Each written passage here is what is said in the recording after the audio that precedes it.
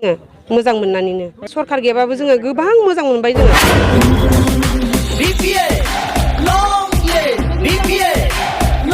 जोंनो जेबो होआखै आरो जोङो जगदान होबाबो आरो बेनिखायनो जोङो दायो गोदान दा बिपिएफआव जोङो जइन जाफैबाय।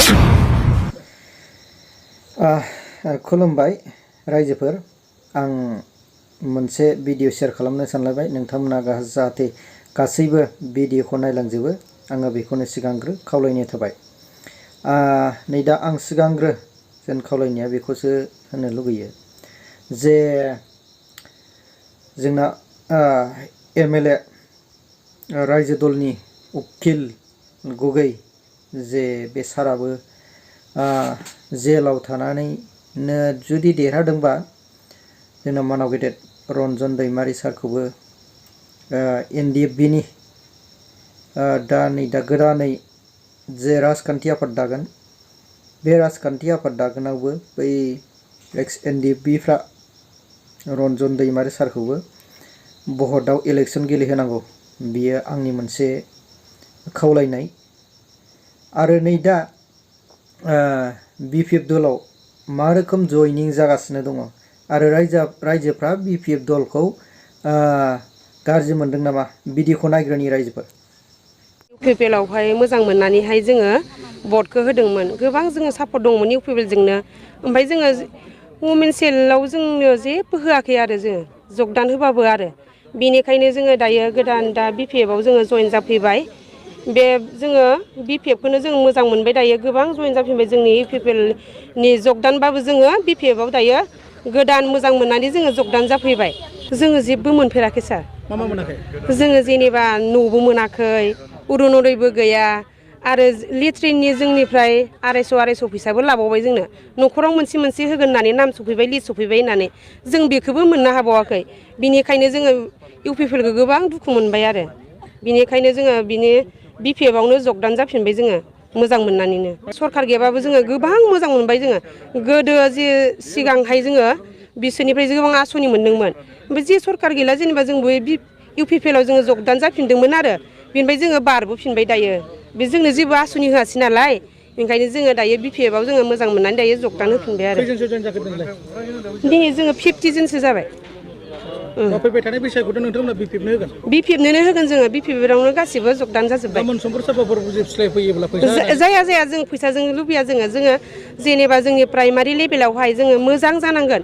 जेनेबा महिलाफोरखौबो जोङो वमेन सेलफोरखौबो जोंखौ समानै नायनांगोन, होमबासो जोङो मोजां मोनगोन आरो। जोंनिथिंथ' बे प्राइमारि सपनगाव प्राइमारियाव जेबो गैया, जों जेबो मोनाखै, जेबो अरुनदय आसनि मोनाखै। बेनिफ्राय खेथियकनि पिएम किसाना बेखौबो मोनबावाखै जोङो।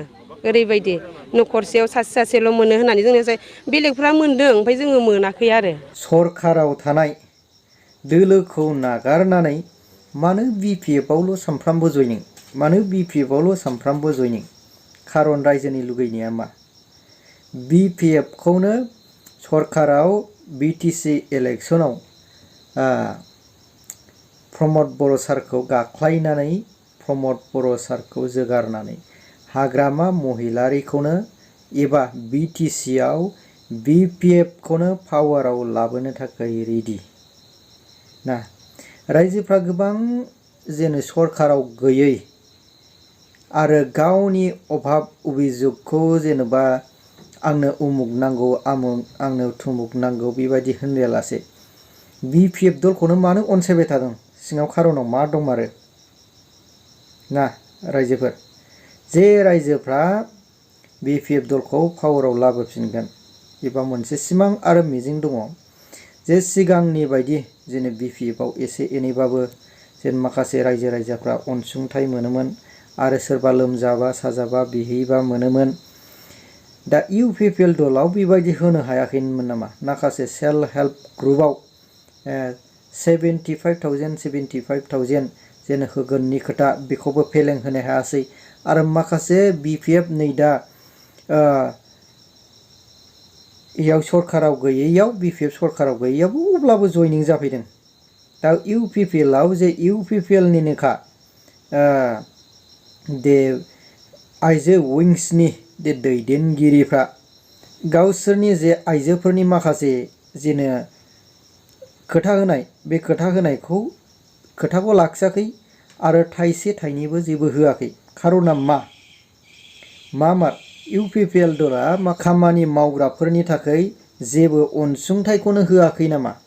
ना जेबो माखासे मावग्राफोरनि थाखाय खायदा एबा जेबो अनसुंथाइफोरखौनो होआखै नामा? बेयो मोनसे रोखा जानानै दं। जेन दाबो इलेक्सन समान सफैयाखै अब्लाबो बिपिएफआव सामफ्रामबो जयनिं माखासे दा लिडारफ्रा बिपिएफनि लिडारा इउपिपिएलआव थांगोन बैसोर बायदि लिडारखौ नाथाय इउपिपिएलनि माखासे कर्मिफोरा एबा रायजो राजाया इउपिपिएलखौ बाद होनानै बिपिएफआव जयनिं जानो थाखाय